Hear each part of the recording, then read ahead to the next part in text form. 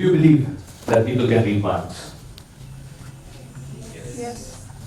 Well, I do not actually claim to read minds unless and until I get you to think along certain lines I wish. For example, ask me to tell you what you are thinking at this moment, and I cannot tell you. In fact, I believe no one can. But I can influence you enough to think you in certain ways, and maybe I can reveal some of your thoughts. Perhaps the simplest form of experiment with this can be numbers. In a moment, I'll ask you all to think of a number between 1 to 10. Now, do not give much thought to it, just think of the number right now. If we go according to the common human behaviors, most of you must be thinking of the number 7. Yes, smile, smile, smile. I like that, yes? See how it works. But, as a magician, can we take it a step ahead? I have something interesting to show you. I'll also need someone. I'm trying to start in the white. In a moment, I'll ask you to think of a number, but before that, I'll make a prediction. Wonderful. I'll keep it safe in an envelope so that even I cannot change it. It's right there. Now, my job is to influence you. Your job is not to get influenced. You get my point. Wonderful. For the first time, what is the number that you're thinking of? A 2-digit number. You can shout it out loud. Please. Yeah. 12. Now, I'll take this out, but before even taking this out, I'll give you an opportunity. Do you want to stick with 12 or do you want to change it? Your choice, completely free choice. You'll stick with me. So, I give you enough opportunity, maybe you could have changed it. And you said 12. And I'll show you what I have written here. It says the number 12. Now, how am I doing this? What exactly this is? You all must be wondering why I'm here, why a magician mentalist on this stage. Well, I'm here to inspire. Now, according to the Cambridge Dictionary, I found 2 meanings of inspire. The first one, to make someone have a particular strong feeling or reaction. And yes, magic has that reaction. It definitely creates that strong feeling which you just experienced a few moments back.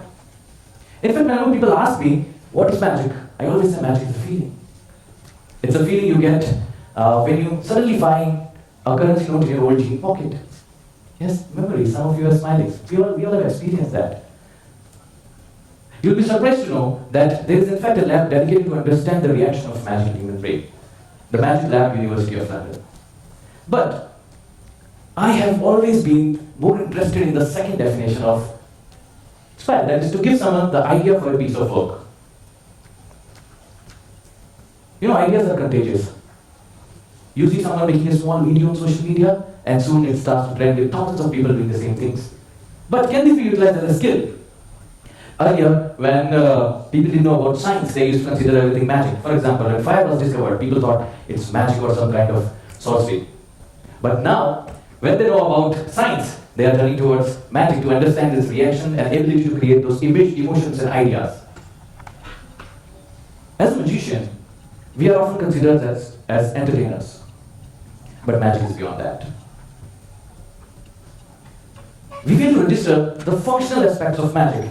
I figured that it can be used as a great tool to induce creativity, to learn about perceptions, influencing, body language, gestures, confidence on stage, assumptions, awareness, and many more. It's a small movement of disbelief. Basically, magic is a combination of a lot of ideas, given a structure to create that art of astonishment, to create that wonder, maybe to create that joy. It can be as simple as this coin, right? Something very small, right? Or, in other ways, it can be as big as this one. Yeah, what do you think? But how magic shapes life? I totally believe magic has shaped the way I think and function and work. I started performing magic quite young. In fact, when I was 7. Yeah, that's more lipstick than all the girls on my table. Well, that's me being creative at 7.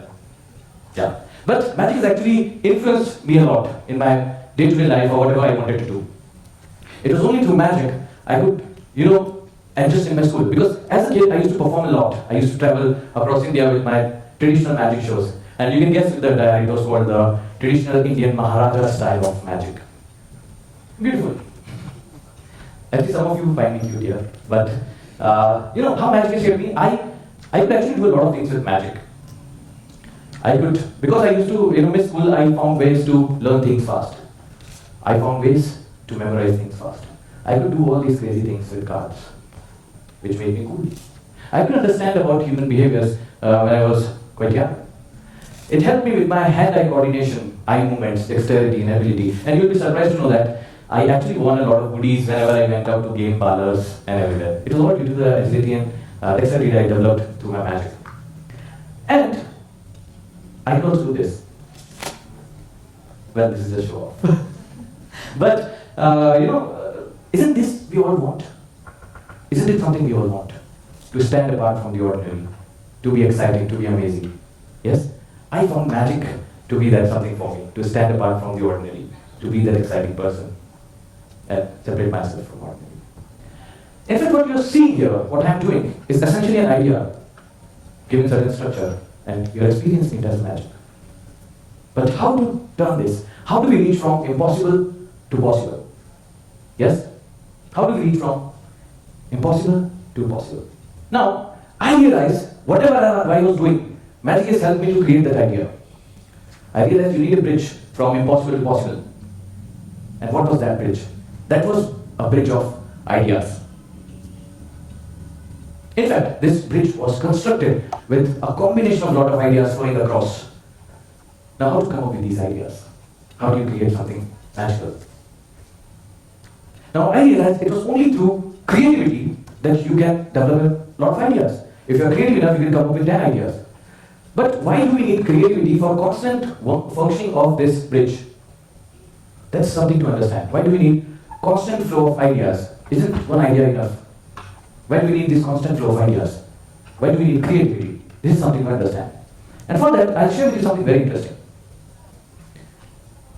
This is a story about Choluteca Bridge in Honduras. In 1996, they made this engineering and mechanical marvel with some of the best architectural minds combined in the world created this bridge in Honduras because of the rough environment of the heavy storms and hurricanes. They created this bridge. There was something interesting about this bridge. It could withstand all the storms and hurricanes. But only after 2 years, they realized something interesting happened. After 2 years, Hurricane Mitch came. It caused 7,000 fatalities in Honduras itself. And something interesting happened. The bridge was still there. But what was to see here is nature had other plans. Because of the hurricane, heavy rains and the floods, the roads connected to the bridge were washed away. And it was just a bridge left. And one interesting thing that happened was the river flowing under the bridge now changed its course. So the bridge was standing over nothing and nowhere. Now this brings to the point, are you willing to last or are you willing to adapt? Now, how do we turn ourselves into an adaptive individual? I realize it's only through generating a lot of ideas that you could adapt. And to generate a lot of ideas, you need to be very creative. We have all seen in tough times during COVID that how people who could adapt thrived and others suffered. In fact, I never imagined performing on virtual setup. But when COVID came, I needed to adapt. I needed to improvise. It gave me an opportunity to go global with my virtual shows. So I could literally perform in any country sitting at my place. I utilized that as an opportunity. You might have seen a lot of companies doing the same in the past, and you also might have seen how the companies who could not adapt suffered. Nokia. You can relate to that, yes? When the world was changing with updated software and technology, they were not. And that's how they suffered. No matter how good you are at something, there will be always someone better. Because in this fast-moving technological area, everything is changing, and you need to adapt. Yes? So, when I'm talking about this creativity, adapting, and ideas, how do we do it? How do we adapt? How do we harness this magic of creativity? That is something to learn. Yes? There are a lot of ways to actually challenge your mind into being creative, like solving puzzles, Sudoku, listening to stories, and all these things. But I want to share 3 points from my creative process, which are more of psychological in nature. Yes? The first one is breakaway. Avoid pattern thinking. Let's do an activity all together. I want all of you to close your hands like this. Put your hands like this. Notice which hand is on the top. Now, unfold and try to fold again with the other hand on the top. Try to do that. You know, some of us find it difficult because it's something unusual.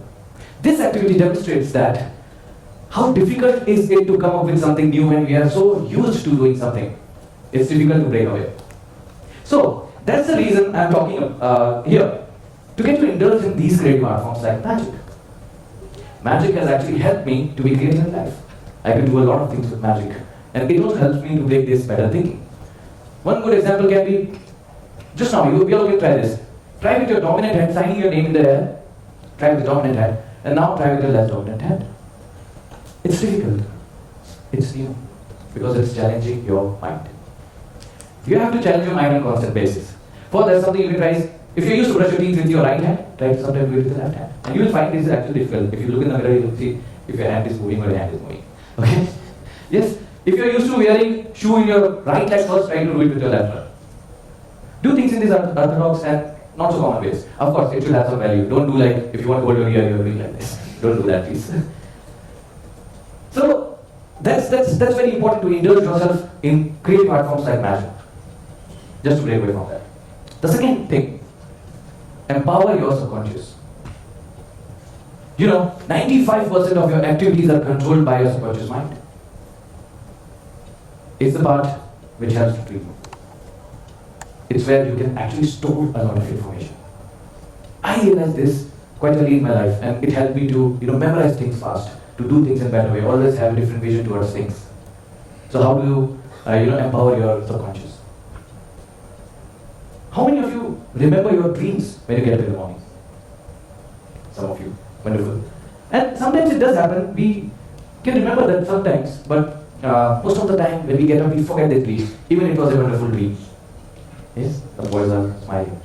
Yeah, it does happen. So the way to empower your subconscious or feed your subconscious is, as soon as you get up, write your dreams down. Try to make them as elaborated, as vivid as you can. You can fill their colors. Try to mention small details. The color of the car or the building that you saw there, the person you met. If you can describe them, girl with the curly hair or the red lipstick. Try to do those things. And soon you'll realize how powerful your subconscious mind becomes, and you'll be able to access the data at your will. The third point, which is one of my most favorite and which I utilize the most as a magician and a mentalist, is notice. Very simple. Just notice. We often fail to notice small things. We can try it right now. Try to notice if the person sitting next to you is wearing a ring or not. Try to notice. You all can try. Now look at me. Tell me, without looking, if the person sitting next to you is wearing a watch. Yeah, interesting. See how powerful your mind can be. We fail to notice. You just now checked their hands if they are wearing a ring, but you fail to notice the watch. So, when you are doing something next, try to notice things. Try to notice small things. Whenever you are going back from your office or your school or college, try to notice something at your home that you have never noticed. The brand of the bulb, what is written on the bulb, why there is a hole in the cap of a pen. Try to notice these small things. And soon, you'll have a lot of data and information in your brain. Your brain will start connecting the dots, and it will be able to generate a lot of ideas. And sometimes these ideas can look magical. So now, you all have something to work on. Maybe breaking up the patterns, empowering your subconscious to notice. But it's not always so easy to notice things, because some things are hidden in plain sight. Let me tell you what I'm talking about. I want all of you to think of a word, a very small word right now. Let me have someone from the audience. Can you join me on the stage? Yes. Please get a mic as you join.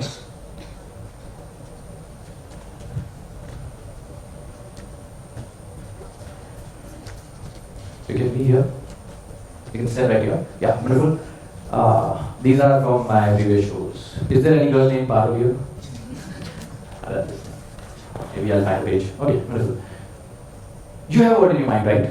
Yes? Can you visualize that word? Just at no point say, just visualize it. Okay? Ignore this, maybe this. Is this your pin code? No? Okay, that would have been magic too from my previous shows.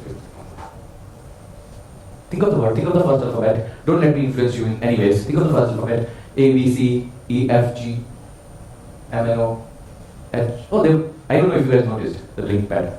The first alphabet, think of the first alphabet, F, G, H. It is one of these. The first alphabet, right? Yes? Yes. Okay, wonderful. I'll write something here.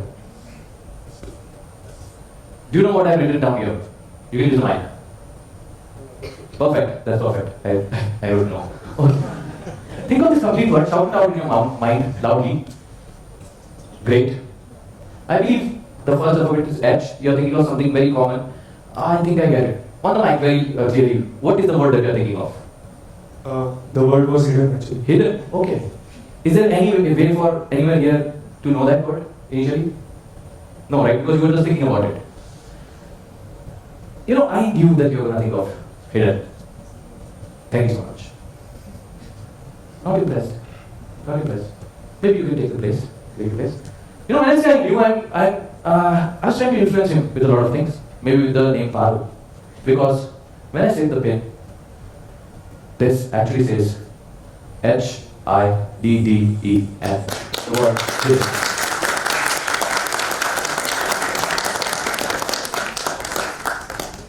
Fascinating stuff. Now, I'll leave you with just one question. Do you believe that people can read minds? Thank you so much.